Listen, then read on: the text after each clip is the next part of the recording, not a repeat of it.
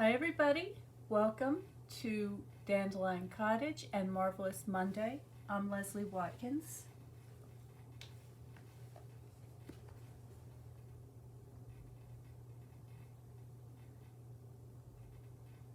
Oops, there we go.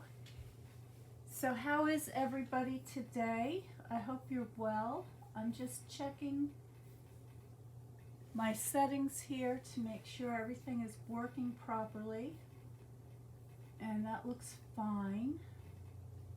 Okay, so today I thought I'd use this stamp set. I just got this set. This is called Beautifully Happy, and it has some hollyhocks, it has the outline, and it has the areas to color the interior of the stamps in, and it has a number of messages. It's a big set. There are 17 stamps in here, and this is one of the sets that you can get for free. Okay, so this is a free stamp set. All you have to do is place an order of $50 or more, and or actually I'm misspeaking. This is a $100 order or more stamp set. I'm sorry.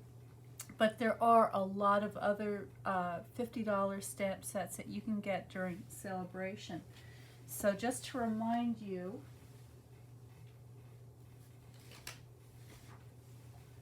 this is the brochure, and this only goes till the end of February. I can't believe we're almost into February already. But in here are listed all of the items that you can get for free. So these are stamp sets that are free with a $50 order. Here's this beautiful paper that I've been getting quite a lot of. I love that paper. And here's some more designer series paper. So these papers are printed on two sides. They're 12 by 12. And here is a sentiment stamp set called Sending Support. So when you want to have an uplifting card that you want to send somebody, let them know that you're thinking about them. And another free item, this beautiful designer series paper, again free with a $50 order. You saw me paint this stamp set with the field and the stone steps. That was a free item for a $50 order. And now here's the one I'm going to be using today, and this is on page 13. It's called Beautifully Happy, and it's free with a $100 order. And if you're interested in placing an order, I will have all those links below in the description of this video after I'm done doing the live. And if you can't wait, you can go to my website at Dandelion Cottage Design and find links there to my online store, or you can just scroll back right here on the page and you'll find some other places where you can just click and get right to where you need to be. So to get ready for today's project, I have a card base in Very Vanilla. I have a piece of the distressed gold paper, and I also have a piece of the shimmery white paper, and I have some smaller pieces of the Very Vanilla cardstock, and all of these things were cut out using the rectangular deckled shape dies. And to begin with, I'm just going to put these things aside. I'm using my Sahara Sand ink today, and I see we've got a lot of people here on a Monday. Hello everybody. Hi Beverly, Emma, Kelly, Karen, Carol, and Vicky. Nice to see you all. I'm so glad you could join me. This is going to be a kind of a quick video, I think. I'm just going to do a little ink painting, and I've got my inks ready to go here. So I just have a white China palette, and I've got some yellow, red, and blue. So I'm just going to put this to the side. I've got my water painters All of the materials that I'm using today will be linked below in the supply list after I'm done doing the live video. Now I'm using my piercing mat as a stamp pad here to give me a little extra cushion. And this stamp that I'm using is the largest stamp in the set, and so it's on a E block, which is a pretty good sized block. And I'm just going to get it started. I'm going to do a little test because it's a brand new stamp, and that looks fine. This is going to be a very pale outline, and that's all I want. I just want a guide to show me where the image is on my paper. And I think I'm going to tilt this a little bit, so I'm going to go across the paper diagonally. I'm going to give that a good press, let that ink transfer from the stamp to the paper, and it gives me a beautiful outline, very pale, that looks something like this. Alright, and I'm done with this ink for now.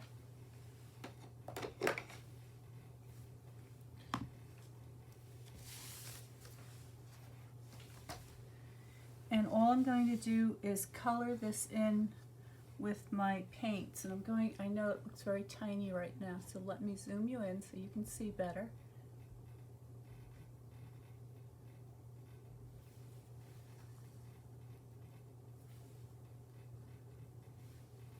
Okay, so there it is. And I'm going to start by taking my yellow, and I'm just going to, with a very dilute mixture, I'm just going to get a little bit of yellow in the center of my main flower here. I also have a paper towel off to the side so that I can just blot the excess moisture off my brush. I'm just going to soften that edge a little bit so that it just sort of disappears into the background. And I'm going to use that same yellow on my leaves and on my sepals, so I'm just going to put a very light wash on all these things. Go around the edge of the flower.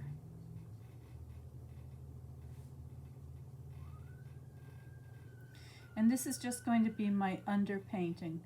So because I'm using very little water today and the wood fire is burning and I'm using these inks, they're going to dry almost immediately. Alright, and then I can get the stem. There's some tiny leaves up on top. I have hollyhocks in my garden that I grow next to the chicken coop, and it looks really cute. It looks like an old-fashioned scene from the 40s when they used to have hollyhocks growing all around the outhouses. Now I think what I'm going to do is I'm going to paint these hollyhocks with a kind of a reddish peachy tone. So to do that, I'm just mixing a little bit of my red and my yellow together.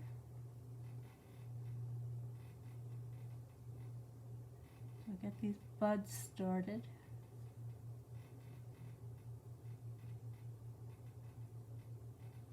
Hollyhocks come in all kinds of different colors and bicolors. Very beautiful. I kind of have a thing for peach colored flowers. I don't know why, I just really like them. Now I'm going to lighten up my color and just put a slightly lighter color here. So when we talk about the lightness or darkness of colors, we're thinking in terms of values, which, by the way, is the lesson this month in the Watercolor Card Club. If you're new to painting and would like to learn how to begin, what materials you would need to get started, and some of the basic fundamentals of painting, this is a perfect time, because values, or the lightness and darkness of colors, is an essential part of painting, and that is the lesson for this month. So the website is dandelioncottagedesign.com. Look for the Watercolor Card Club, and there's still time to subscribe to this lesson. So the subscription runs until February 15th, and then we start our next lesson. So if you'd like to learn more about painting with values and how to get started with watercolor, this is the perfect time to begin. And I'd love to have you in the group. You get a card kit in the mail, so you get everything that you need to produce 4 beautiful note cards with coordinating mats. You also get some practice paper so that you can work on the exercises.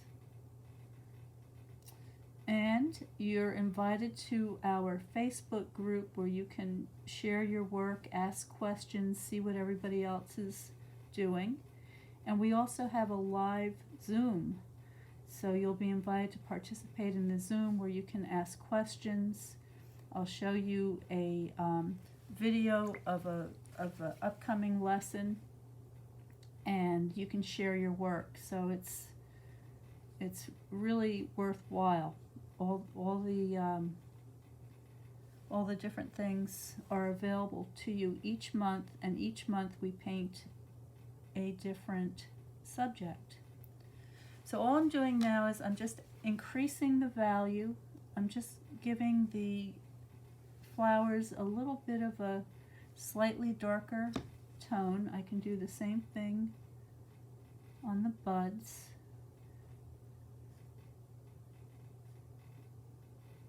So I can just get those shadow areas started.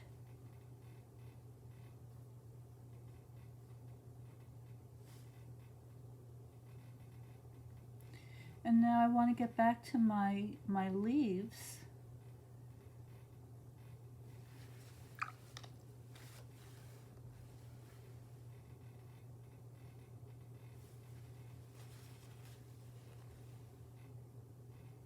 And hi Linda, hi Carol. Oh, she loves hollyhocks, I do too. And Leslie, hi Leslie, welcome. You say I make it look so easy. Well, it is when you know how. It's really not that hard. There's just a few very simple steps to follow, and you can have some very nice results. And one of the things is to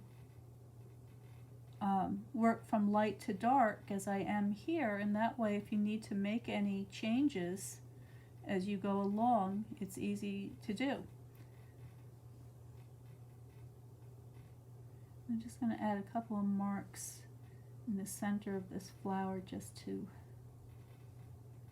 have that color kind of radiate out. Alright, so let's get to those leaves.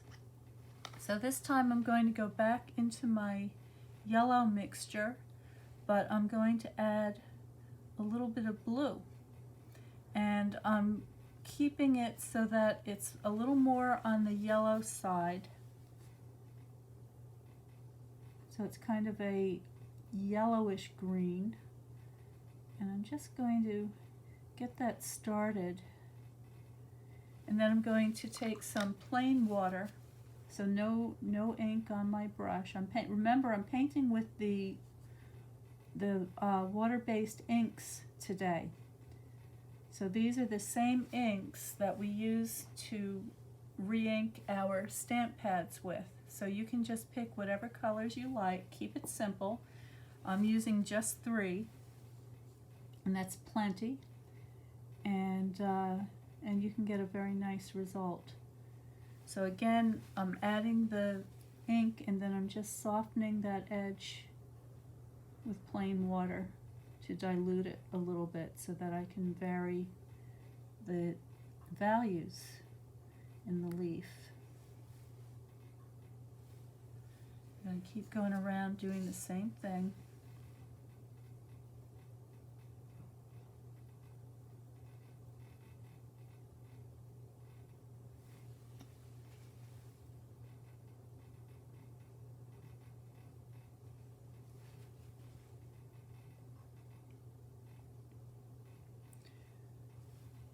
Get the stem.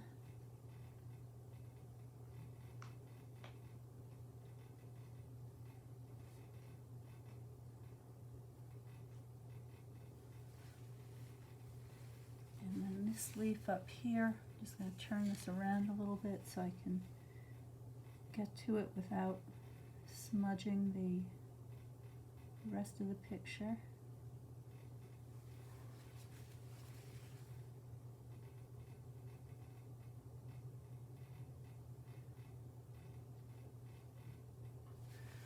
And then finally, there's little tiny leaves on the top and the stem up here, so I can just use the point of my brush to sketch in the stem, add a little extra color.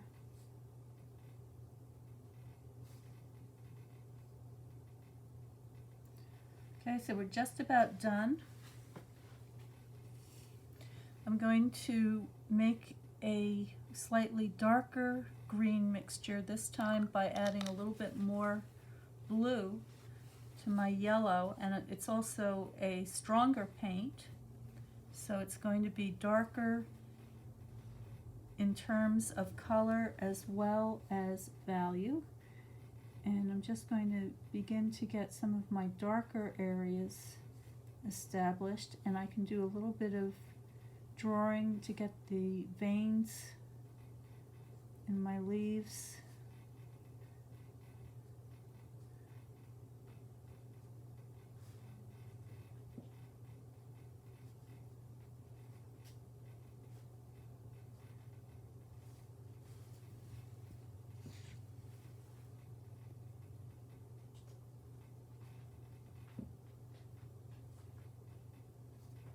I think this leaf could be a little bit darker, so I'm just going to add another wash of color.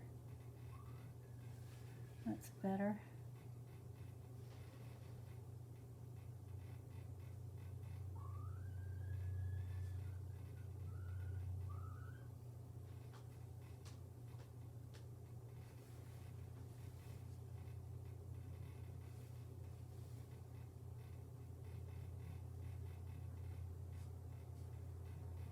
Now, if anybody has any questions, please type them in the comments, and I'll check in just a couple of minutes to see if I can answer them for you.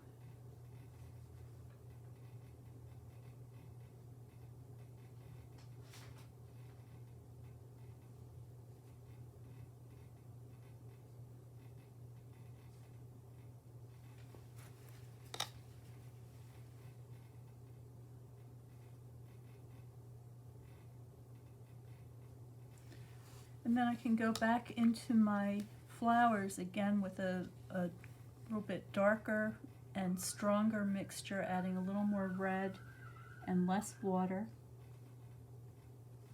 And just start to develop these things a little bit further.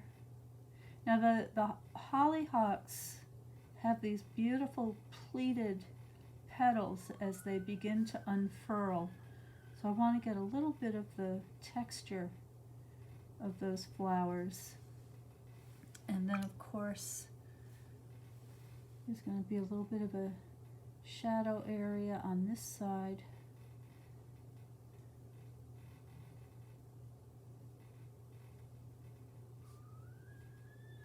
There we go, and then we can go back into the center of that flower and just get an idea of some of the stamens and all the things going on in there with the pollen. Now the last thing I want to do is take my strongest green mixture, this time using much more paint, so I'm using plenty, or ink, so I'm using plenty of ink, not a lot of water, and I'm just going to add a couple of accents, always paying attention to the drawing.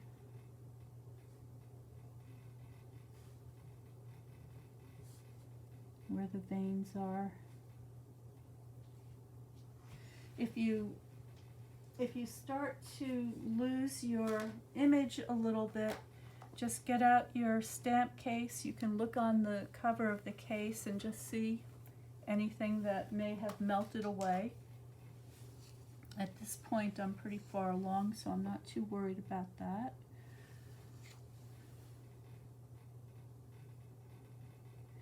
And I'm not copying, I'm indicating.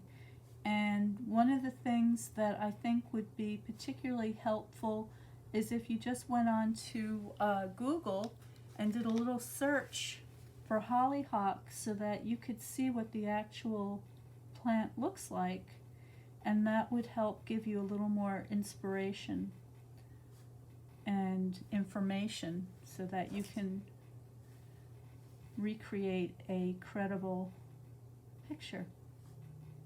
All right, so I think I've fussed around with this enough. I'm going to just put this aside and let this dry, and I'm going to check to see if there are any questions, and then I'll put the card together.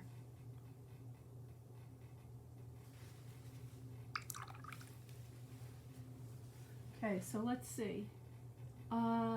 Elizabeth, hi Elizabeth, love it. I can't for the life of me control the brushes with water. Well, that is something that just requires a little bit of practice. There are a lot of different ways that you can do that, and really I think that's the trick to watercolor or painting with ink, is just learning how to control the water. And of course that's something that I talk about all the time in the Watercolor Card Club. And with just a little bit of practice and the right materials, you'll find that it's not as hard as you think it is. It really isn't. Anybody can do it. I promise I can help you. And you can get some very, very nice results. Let's see. Beverly says, it's amazing how it all comes together. Well, it's just, thinking ahead, working slowly, right, Beverly, and knowing the direction that you want to go in from the onset. So you just have that idea clear in your mind, and then you just build it up, and pretty soon you've got a nice little picture. All right, so I'm going to put the brush down and zoom you out a little bit, and we'll just put this up here to dry. I'm going to take my palette and get it out of the way so I don't get any ink on anything. And I don't think I have any ink on my hands, but just to be sure, I'm just going to give them a wipe with the damp paper towel so I don't get any fingerprints on anything. Okay, so what I have here,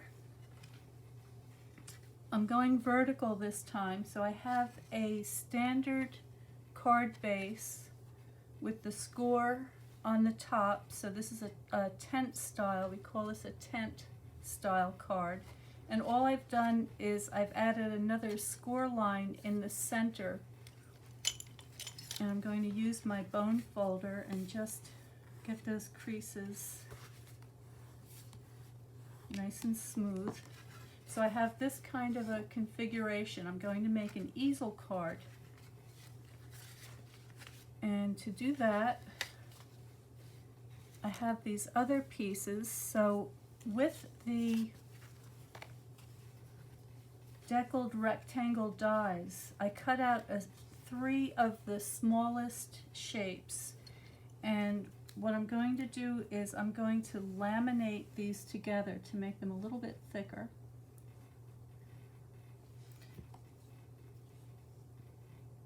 So I'm just going to stack them one on top of the other, making sure that I have the edges matching so that it's a nice solid shape.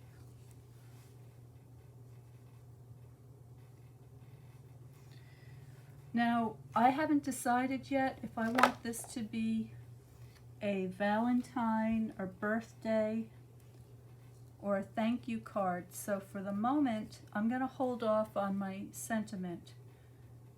But if I knew what I wanted it to be, I would go ahead and I would stamp my sentiment on one of these layers. But for the sake of the video today, I'm just going to keep it blank.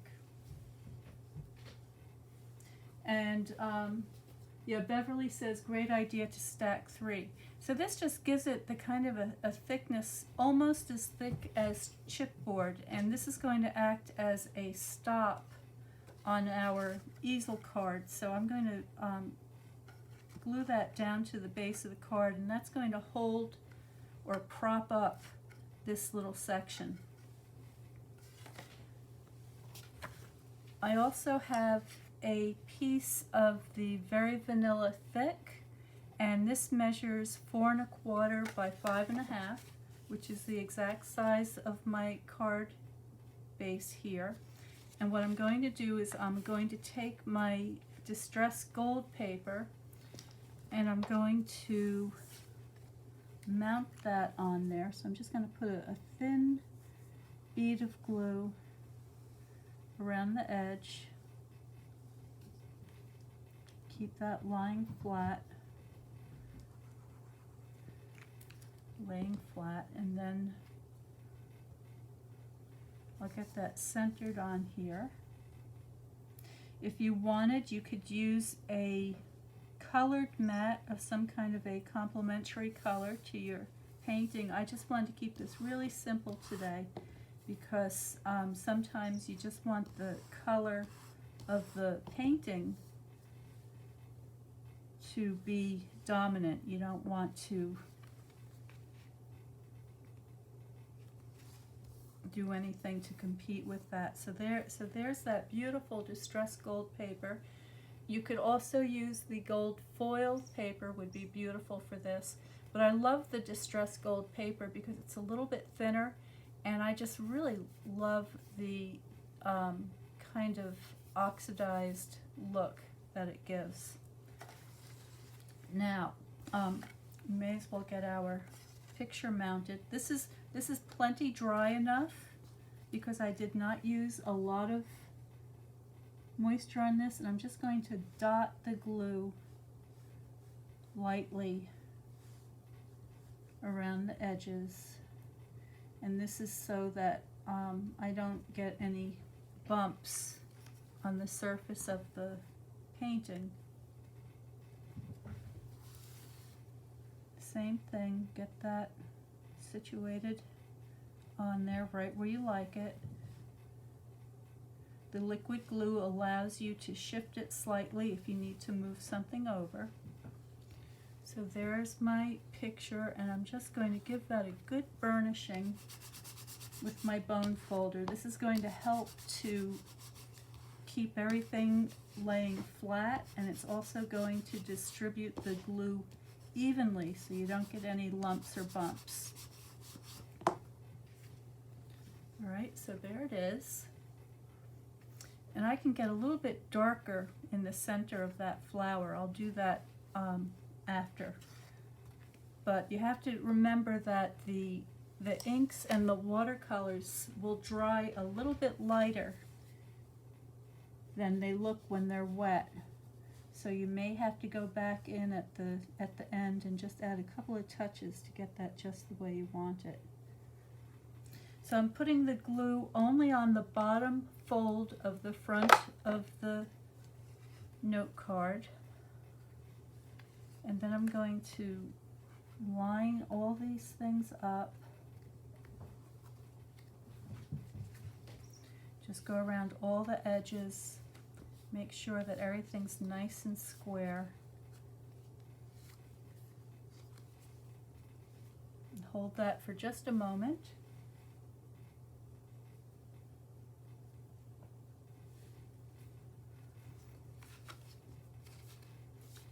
Flip that over. Again, plenty of burnishing. I always have my bone folder right next to me. I use it constantly. All of the materials that I'm using today I will list below in the supplies, and it's a very, very simple list. Okay, so there's not a lot of fancy stuff or extras. Oh, I glued it. Oh no, for a minute I thought I glued it upside down. I had a little bit of a panic attack there. It's okay. So now I'm taking that stopper, and again, if you wanted to get a message or a sentiment on there, it would be easier to do after you assembled everything, but for the sake of the video, I'm just going to forge on ahead. Figure out where you want your stopper to be, okay? And that looks about right there to me. So I'm going to add that right in the center, and let's see how far that is. It's roughly 3/4 of an inch from the front edge, and you could of course adjust that depending on what it is that you're using for a stopper. Sometimes I like to use the rectangular postage stamp punch, makes a very nice stopper. But there it is. I think you can see that. Okay, so here's a beautiful card that you could send to somebody for any occasion. Could be a sympathy card, a Mother's Day card, I mean, you name it. And then they could just set that up on their desk or on a shelf or on their end table, and it would just be this beautiful, cheerful reminder. And of course, a reminder that spring is right around the corner. So let's see if there's any more questions. Elizabeth says, you have any classes at this time? Yes, Elizabeth, I do. I have the Watercolor Card Club, which is ongoing. It's open to anybody. Beginners are welcome, and there's still time to subscribe for the value lesson. And I will have all of that information below. In just a couple of minutes, I'll have a button that will take you to the information page so that you can learn a lot more about it. Okay, I think that's it for today. Thanks for watching, everybody. I'll be back on Wednesday for Watercolor Wednesday, and right here at 12 noon Eastern Standard Time. And I think that covers all the news for now. Stay well, stay happy, stay creative, and I will see you next time.